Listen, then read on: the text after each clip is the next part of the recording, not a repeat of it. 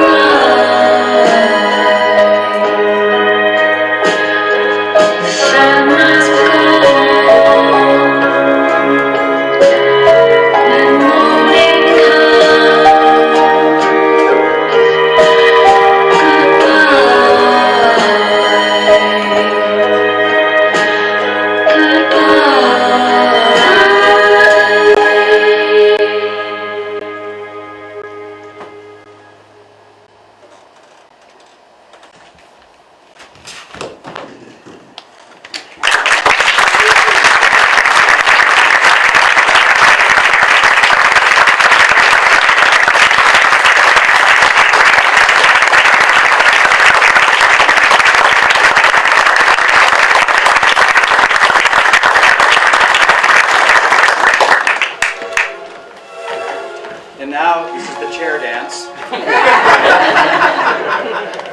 So it was really great to literally see the entire city government in the wings backstage.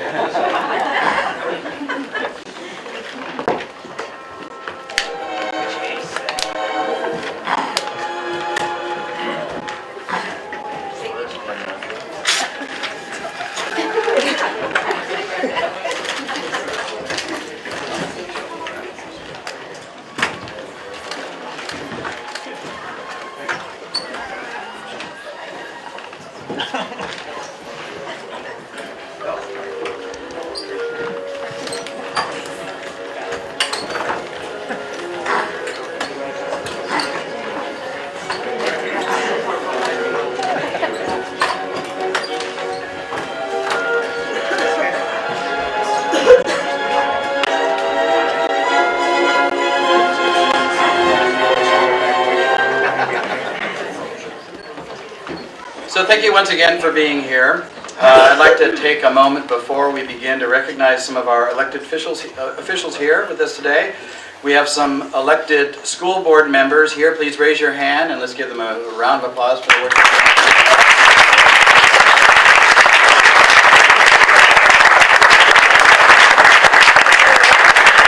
Council President Jen Giattino.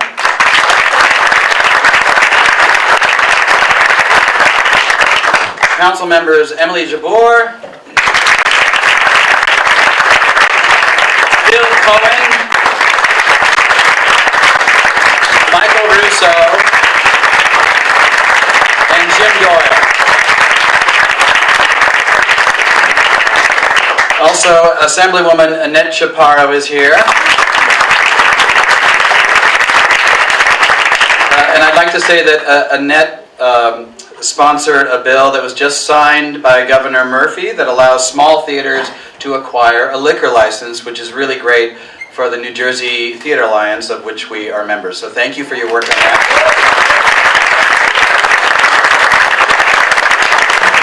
And freeholder Anthony Romano.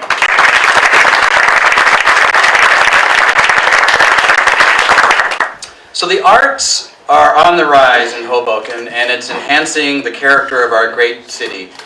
Miles Square Theater is in its 18th year, and we have grown to be the largest nonprofit arts organization in the county, which is amazing to me.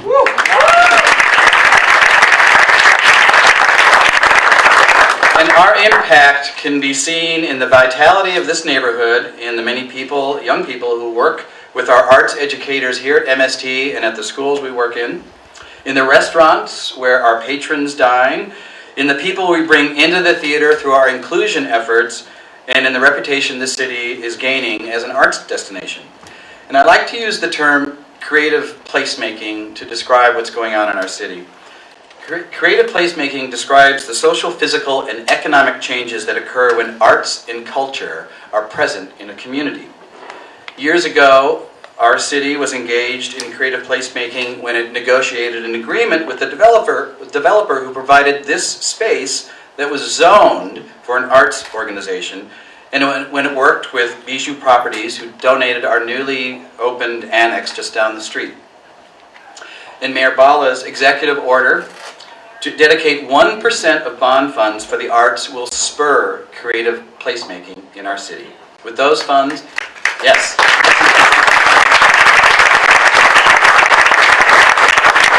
With those funds, the Hoboken Arts Advisory Board will commission works of public art that will attract cultural tourists to our city and raise the spirits of all of us who live here. It's really exciting.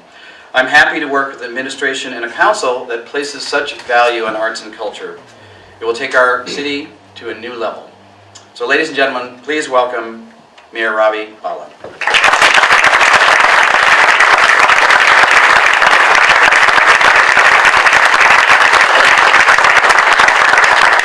Sorry, I've just been corrected. Thank you. I have the script, and you knew what was going on. Let's welcome before Mayor Bhalla comes up here, Naomi Hazelwood, who will sing the national anthem.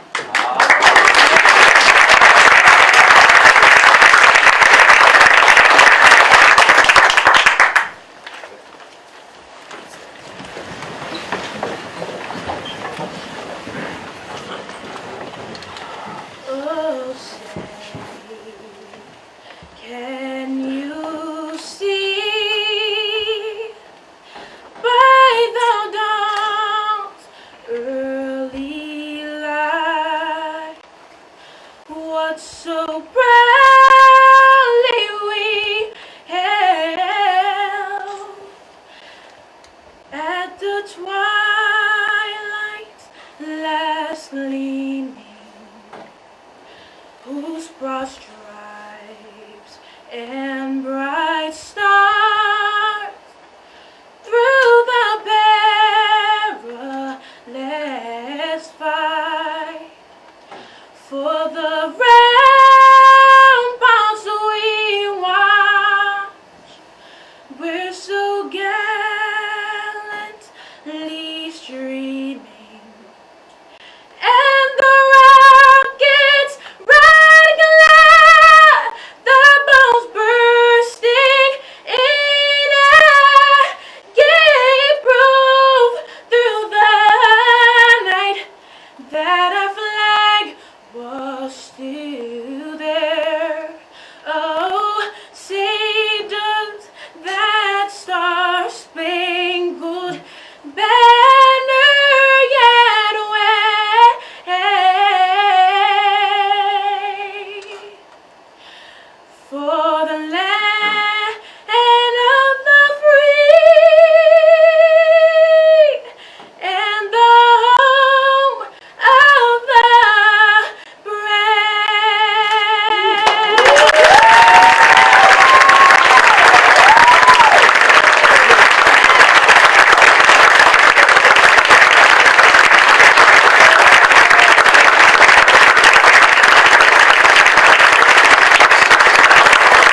Please keep standing as Arza and Hoboken Bhalla will lead us through the Pledge of Allegiance.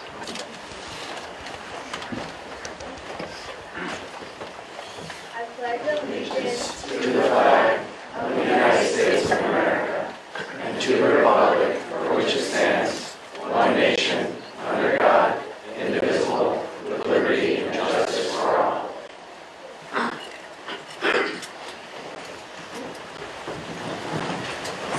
Okay. Good evening, everyone. Thought I was going to have to sing the national anthem there for a second. Yeah, I'm scared of it. Yes. I just want to thank, first of all, Chris O'Connor for that wonderful introduction. Let's give a big round of applause for the performers of the Miles Square Theater for that preview of Snow White.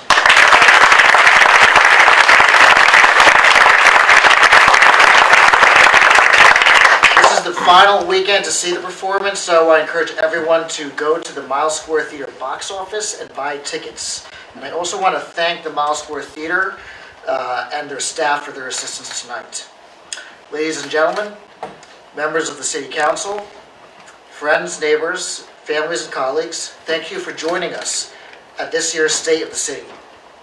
Thank you also for those tuning in online. I'm incredibly proud to hold this address for the first time at this cultural institution. The Miles Square Theater is a type of organization that makes Hoboken special and unique. It is made up of members of our own community.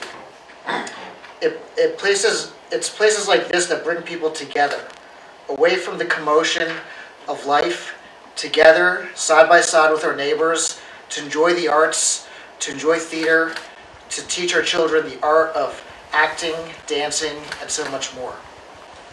When we decided to hold this address, I thought, why not hold it here, where history is literally being made in real time, in our growing and vibrant North End. We all know that Hoboken has so many unique and popular destinations, but what some may not know is that many of those institutions are located right here in the northwestern part of Hoboken. In fact, just a few weeks ago, we celebrated the ribbon cutting of 3 locally owned businesses a short distance away: Little City Books, Boy Cafe, and Park and Bloom. They add to the other local businesses in the North End, including Carpe Diem, San Giuseppe's, the Beer Garden, Gravity Vault, Hudson's Table, and in the summer, activities including fitness classes and coming soon, pickleball under the viaduct. And while I can't give away any details right now, Hoboken's North End will soon be host to a major event that will further help put the region on the map. It's a little teaser for the press. I'm telling you this because it just goes a long way to show that we're making major investments here in the north and western parts of our city to turn different parts of Hoboken that have previously been neglected into public places where we can gather. This makes our city an even better place to live, work, and raise a family. Just a few blocks away, one of our largest quality of life projects is currently underway, under the leadership of Director Jennifer Gonzalez. In October, we celebrated the historic groundbreaking of the Northwest Resiliency Park, Hoboken's soon-to-be largest park at 5 acres.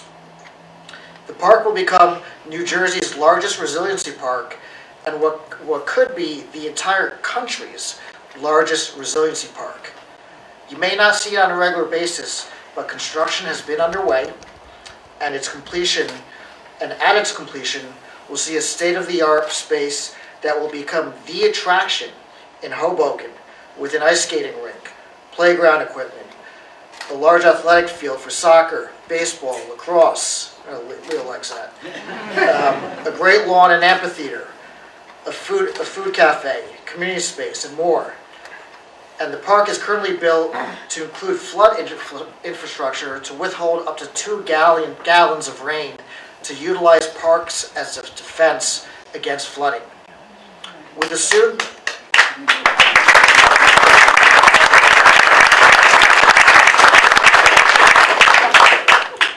soon-to-be 5-acre park, more small businesses, residents and visitors coming to the North End, there inevitably comes a need for a greater connection to the region.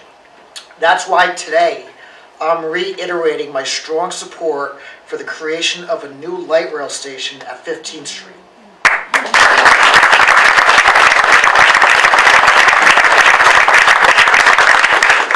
Mass transit infrastructure, and I've always said this, mass transit infrastructure is a critical tool to facilitate economic growth, which is why a light rail station at 15th Street is essential to the continued success of the area.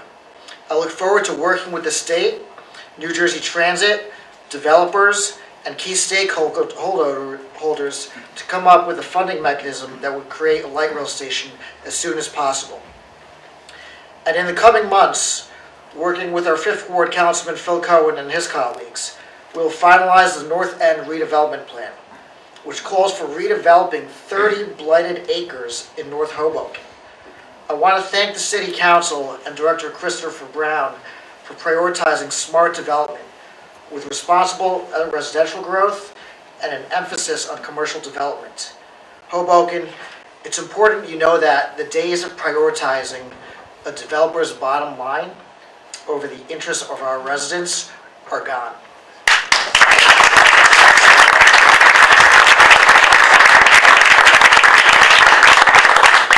It's my mission to create a final redevelopment area that encourages more businesses like Boy Cafe, Little City Books, Park and Bloom, and of course, Mile Square Theater to actually come here and set roots. Mile Square Theater is thriving in large part thanks to the leadership of Chris O'Connor, his staff and board members. Chris is also an integral part of our efforts to boost the arts in Hoboken and chair our Arts Advisory Council. Thanks to an executive order we signed a year and a half ago, Hoboken now has dedicated funds to install works of public art like the Michael Chang tennis mural above Columbus Park tennis courts. This has been an important victory and one that I'm thrilled it is now underway. I look forward to the installation of additional works of public art, things that all residents and visitors can enjoy with the guidance of the Arts Council this year. While we continue to beautify and revitalize certain areas of our city, we need to ensure that we're taking the necessary steps to upgrade Hoboken's infrastructure citywide. I'm proud to say we're now delivering real, concrete results to make that a reality. Last year, we reached a historic agreement with Suez that provides for an unprecedented $33 million to upgrade our aging water mains. Combined with our own independent multi-million-dollar capital investments, we have already replaced over 2,000 linear feet of our oldest water mains, along with 48 service lines. By the end of the year, we will have replaced 2.7 miles of our water main system.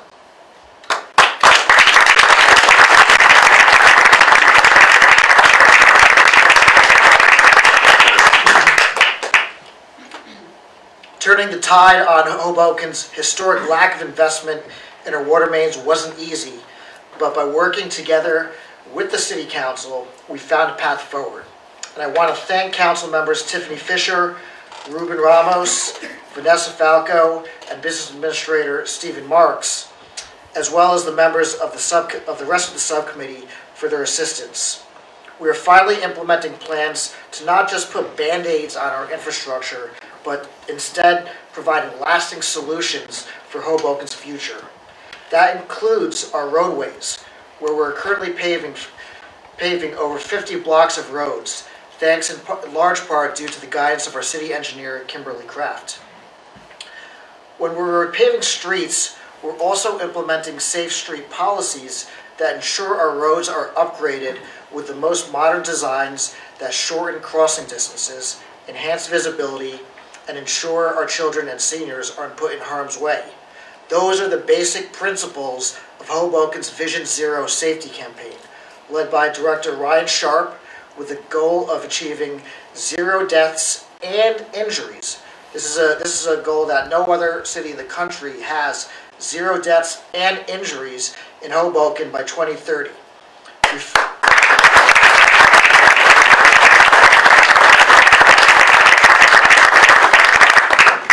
We formed a task force made up of residents, activists, and elected officials who will help us achieve a concrete plan and steps to achieve this ambitious goal. But while that process continues, we aren't waiting for that report to create safer streets.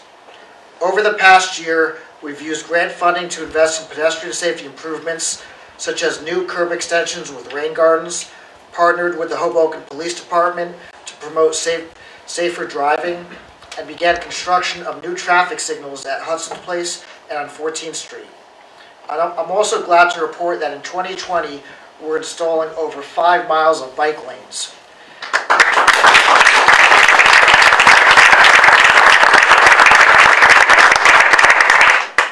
This includes bike lanes on several county roads for the first time ever, including Hudson Street, Garden Street, and Park Avenue, connecting our bike lane network along Observer Highway to Jersey City, as well as repaving and restriping the dedicated bike path on Sinatra below 4th Street.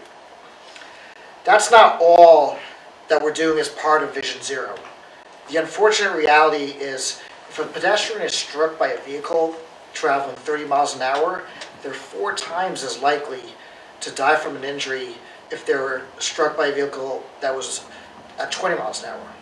With this in mind, I've asked my transportation staff to review the feasibility of a citywide reduction in the speed limit to 20 miles an hour.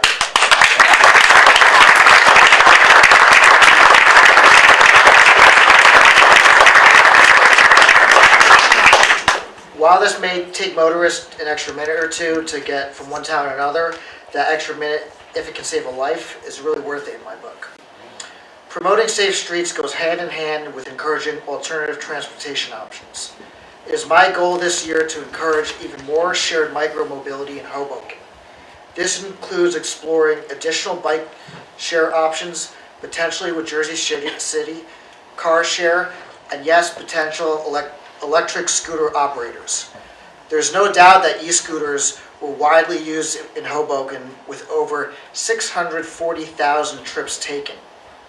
My commitment to residents today is to consider e-scooters again if and only if companies are willing to meet our rigorous safety, operational, and technological requirements that result in a safer and more orderly program.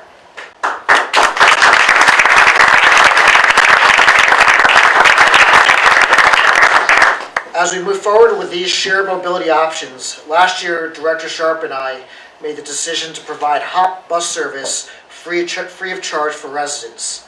10 months after this change, the HOP is more popular than ever before, with record ridership and an increase of 30% from last year to 223,000 total rides.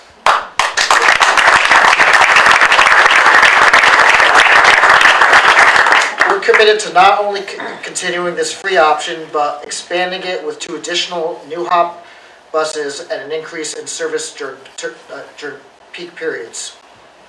Expanding alternative transportation options not only reduces traffic, it provides a convenient connection to mass transit, it also fits hand in hand with the comprehensive climate action plan that we launched last year, with the goal of exceeding the Paris Agreement and achieving carbon neutrality by 2050.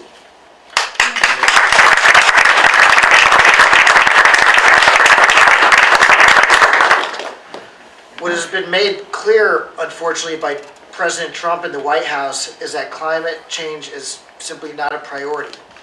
This is a major setback for the future of our country, but one that we can start to overcome with leadership in cities like Hoboken. We can, we must, and we will address this issue head on, and I'm glad to report we've taken major steps forward. Since signing the executive order establishing our climate action plan, Hoboken became what is likely the first municipality in New Jersey to purchase 100% renewable energy for all municipal facilities.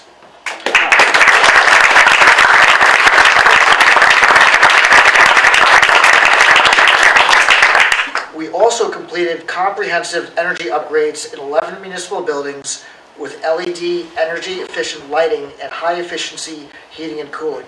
We expanded composting to include free residential drop-off and pickup for schools and businesses, secured funding for electric charging stations, and as I mentioned previously, expanded shared transportation options. We're also leading the way in another important category, reducing our consumption of harmful plastic bags.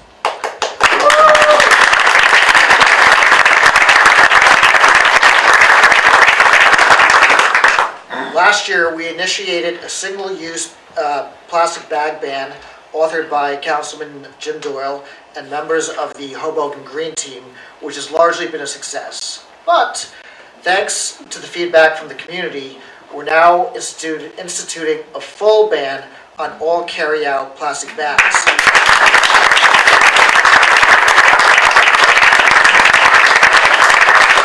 Because let's be honest, let's face it, those thicker bags, that they're just not being reused as often, and they're actually just as bad, if not worse, for the environment. So starting March 8th, when the law is updated, Hoboken will have one of the strongest plastic bag bans in the entire state, in addition to a ban on all carry-out styrofoam.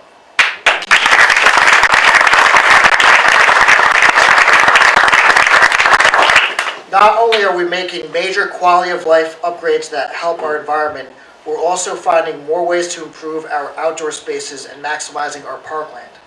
2019 was a milestone year as we celebrated the grand opening of Hoboken's newest park at 7th and Jackson. What previously sat as an empty lot is now home to an acre of open lawn space, a playground, state-of-the-art gymnasium, an open plaza that will open later this year, and below-ground infrastructure to withhold 450,000 gallons of rainwater to mitigate flooding. This is a major accomplishment, and one that was paid for by a developer without utilizing a single dollar of taxpayer funds.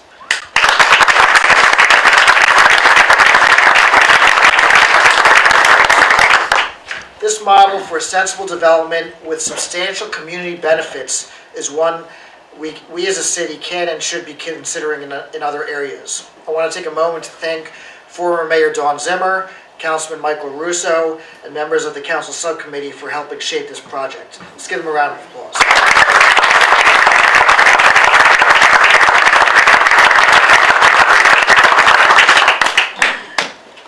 We also celebrated the grand opening of the Marshall Street Park last year with new modern features, much of which were paid for through funds provided by Hudson County, with assistance of County Executive Tom DeGise, for our freeholder Anthony Romano, Councilman Russo, and initiated by Director Leo Pellegrini. And we're finalizing the design for Cove Park, which will serve as a focal point of our Parks as Defense rebuild by design strategy to withstand storm surge. Moving this $230 million project forward in partnership with Mayor Zimmer and the Community Advisory Group and Assistant Business Administrator Caleb Stratton continues to be a priority.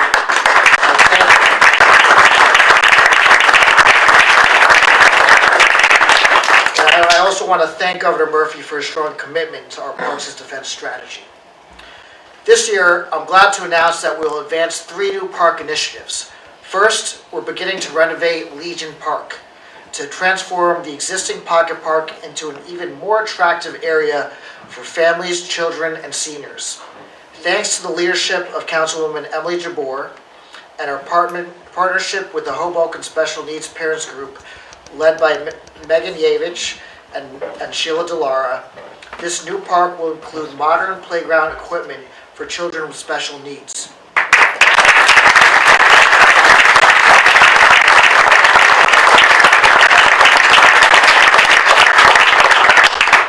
And I'm looking forward to also renaming this park after one of Hoboken's finest, the late Tom Oliveri.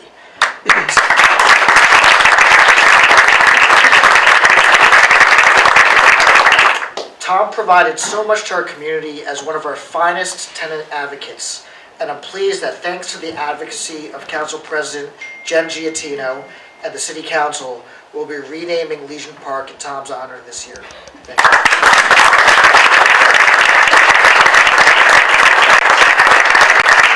Second, we're going to begin construction on the renovation of Jefferson Park in southwest Hoboken with brand new playground equipment.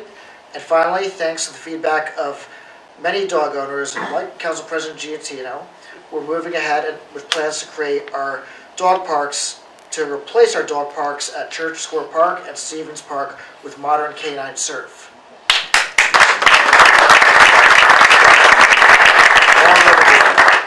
These new dog runs will be modeled after the widely popular dog run we first created from scratch at 2nd and Hudson on previously unused lands.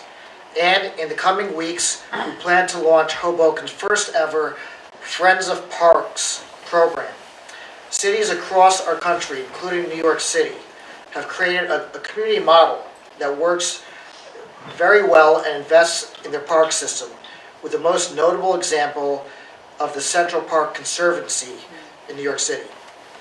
The concept involves enlisting enthusiastic participants of our community interested in helping maintain and upgrade our parks on a regular basis. And there's no reason why we shouldn't replicate the same here in Hoboken.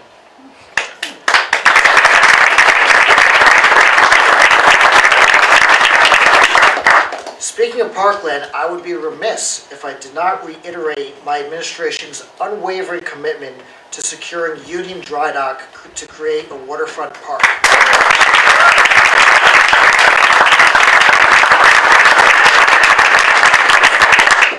While you may not have heard many updates recently, please rest assured that we are making real progress behind the scenes with both New York Waterway and the Governor's Office. I'm very optimistic, cautiously optimistic, but very optimistic that we will finally see a positive ending this year that preserves Union Dry Dock for public open space. To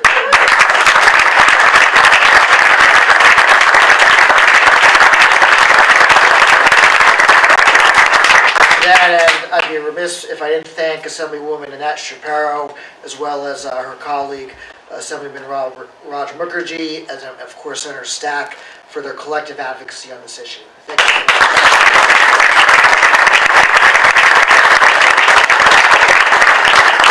Defending our precious waterfront from massive overdevelopment also includes preventing the 2 Monarch Towers in northern Hoboken. This year, a central priority of mine is to work with the City Council to finalize an agreement that would prevent, once and for all, large-scale development along our waterfront.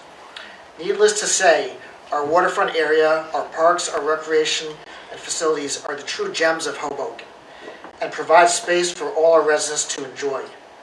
Over a 2-year span, Director Pellegrini and our recreation department have created 4 new recreation options for our youngest generations.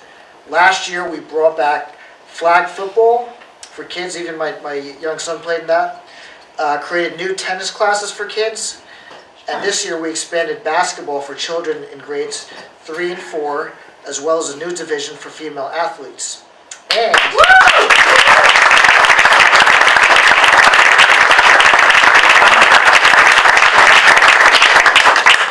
And I'm excited to announce, thanks to the new gym at 7th and Jackson, we'll be providing recreational volleyball for girls for the first time this spring.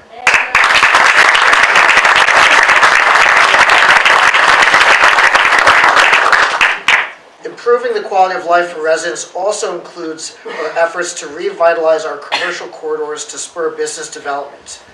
More businesses are opening up on our main commercial corridor and across the city, with over 125 permits for new businesses and commercial properties in 2019.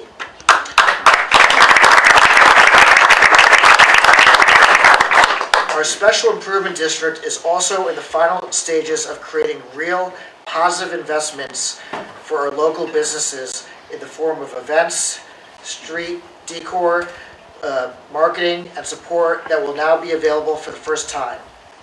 With a newly hired executive director and an independent budget dedicated solely to economic revitalization, I anticipate even more progress being made this year. Let's take a moment to congratulate Director Stephen Marks and Councilwoman Tiffany Fisher for helping spearhead this effort.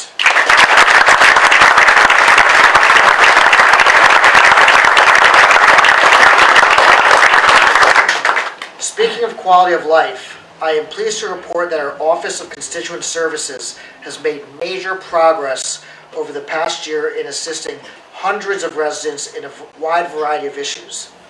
In fact, Chief Caroline Caulfield and Migdalia Pagan Milano have fielded over 2,500 calls, emails, in-person visits, and provide an incredible service to our city since we first established the office in 2018. Let's take a moment to give them.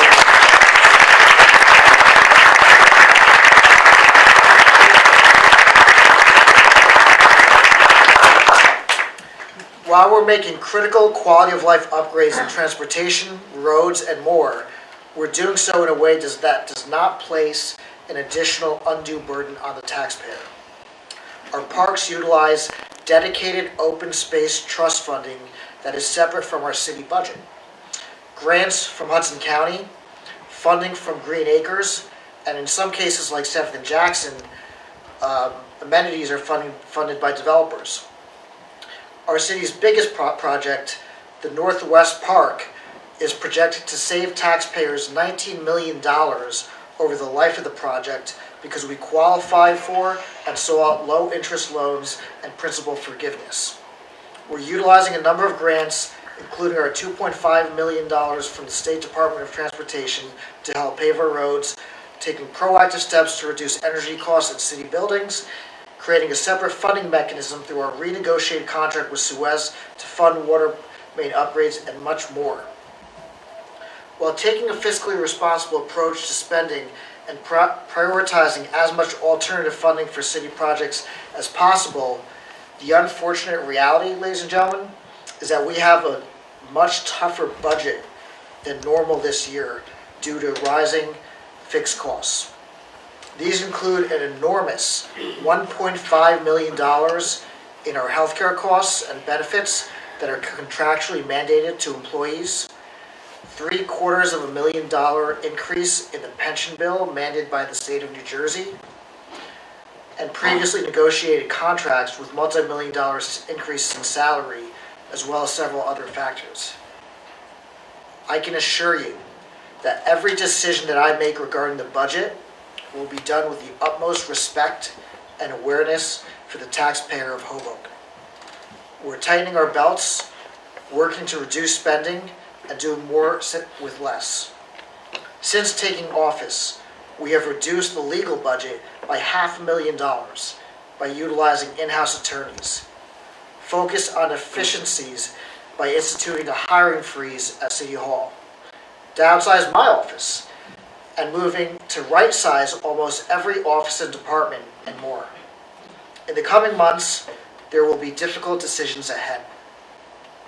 But I look forward to working with the City Council to find smart, realistic solutions. Hoboken is lucky to have the talents and collaborative spirits of council members Fisher, Cohen, and Jabbour serving on the Council Budget and Finance Subcommittee.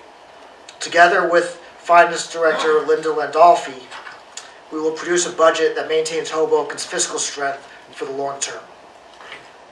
As we move forward with our ambitious agenda for Hoboken over the next year, I want to take a moment to recognize the immeasurable contribution to our city by two people who are no longer with us, Vinnie Wassman and Sherelle Pollock. It is a vast understatement to say that both Vinnie and Sherelle were larger-than-life figures and gave so much to our community that they loved. Vinnie, a lifelong resident, was incredibly proud of his city and wore his heart on his sleeve at countless parades, ceremonies for veterans, when he was just simply sitting on a stoop with his dog Cole. Vinnie's legacy will live on through the brand new American Legion building he helped create and recently celebrated with his fellow veterans. Sherelle, like Vinnie, cared deeply for her family and the city she called home for her adult years. Her fighting and resilient spirit lives on through all of us as we continue her mission to deliver resources to our children through the Hoboken Public Education Foundation, which she co-founded. Sherelle would have been so proud to know that just last weekend, funds from the foundation were used to help create sensory hallways in our public schools. I want to thank and recognize two of Sherelle's friends and leaders of the Public Education Foundation, Jackie Dowd and Erica Gavin, as well as Sherelle's husband, Dylan, for being here today and forever helping keep Sherelle's memory in our hearts.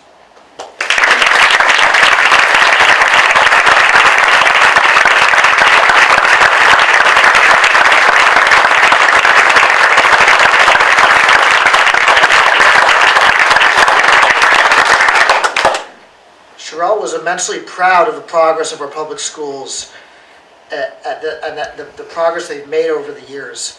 And I'm very thankful to have Dr. Christine Johnson as the superintendent of our school, as well as the 9 school board members at the helm, most of whom are here with us today. With their leadership, the 4-year graduation rate in our public school district has risen to 94%. SAT scores have increased by 59 points since 2016. The district is one of the top 10 in the state for growth in AP exams, with students scoring a 3 or above tripling in the past 4 years. Perhaps most impressively, our senior class has earned a staggering $15 million in scholarship awards and on pace for over $20 million. This is compared to a total of $1.4 million in 2015. So let's give that.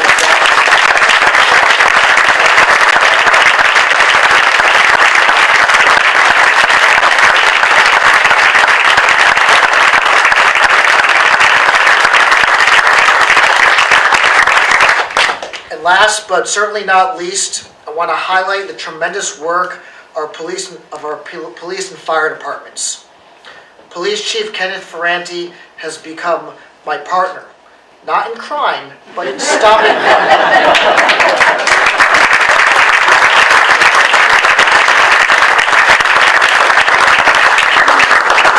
As 2019 comes to a close, Hoboken saw a double-digit drop in both violent and non-violent crimes.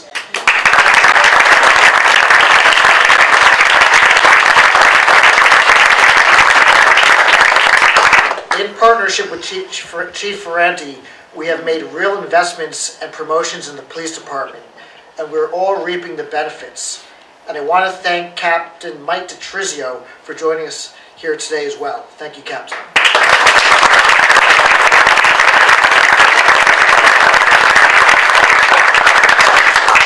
And when it comes to the fire department, I want to thank Fire Chief Brian Crimmins and the Hoboken Fire Department.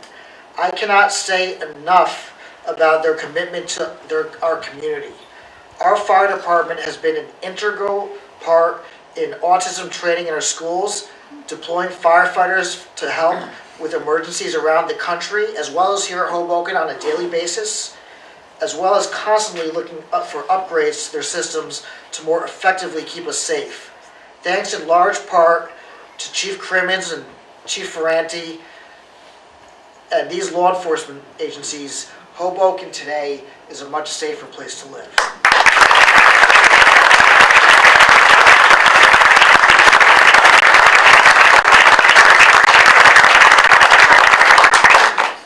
Hoboken, I've laid out an ambitious agenda for the upcoming year to make our city an even better place to live, work, and raise a family. Thank you for coming tonight and for logging on and watching at home. Thank you for trusting me to lead Hoboken forward.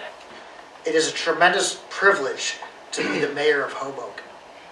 And while I know there will be bumps in the road, I'm confident that by working together with the sole goal of moving Hoboken forward, we can achieve even better things in the years ahead. Because for Hoboken, and for all of us, as the great Frank Sinatra once said, the best is yet to come. Thank you and good night.